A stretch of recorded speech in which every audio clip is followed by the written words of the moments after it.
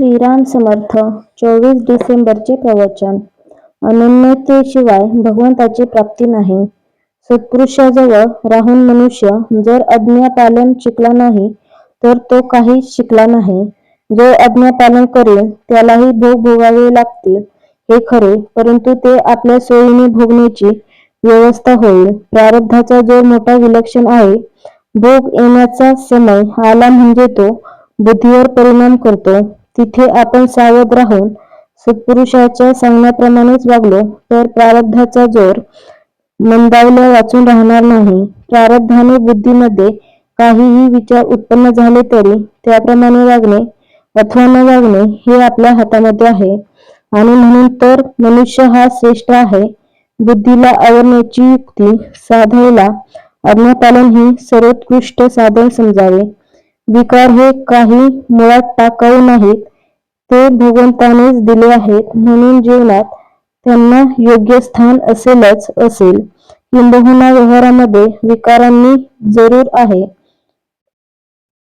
मात्र विकारांना आपण सत्ता गाजवून वापरायला शिकले पाहिजे. विकारांनी आपल्यावर सत्ता गाजवता कामा नये. विकारांना आपण वापरावे, विकारांनी आपल्याला वापरू नये.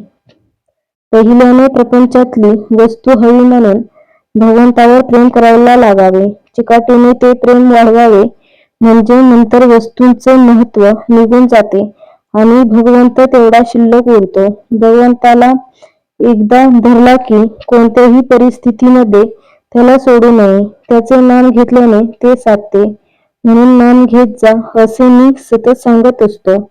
प्रपंचात आपण किती कष्ट करतो तितका मोबदला ही मिळत नाही. परमार्थात तसे नाही.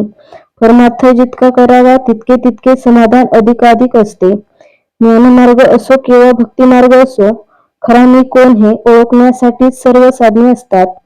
आज आपल्यापाशी खोट्या मीचे प्राबल्य आहे, ते नाहीसे करणे जरूर आहे. खोटा मी गेला की खऱ्या मीला कुठून आणायची जरुरी नाही. तो प्रत्येकाच्या अंतःकरणामध्ये स्वतः सिद्ध आहेच. म्हणून खोट्या मीला मारण्यासाठी भगवंताचे दास्यत्व पत्करणे फार आवश्यक आहे. अनन्यतेशिवाय भगवंताची प्राप्ती नाही. त्यातच भक्ती जन्म पावते. नामस्मरण हे भक्तिमार्गाचे मुख्य साधन आहे. नामस्मरणाने भगवंताचे प्रेम अनायास उत्पन्न होते. ते नाम तुम्ही निष्ठेने आणि आनंदाने घ्या, हेच माझे सांगणे आहे. आजचा बोध काहीही केले तरी शेवटी नामाशिवाय गत्यंतर नाही, तर मग ते घेण्यास विलंब किंवा चालढकल करण्यात काय हशील आहे.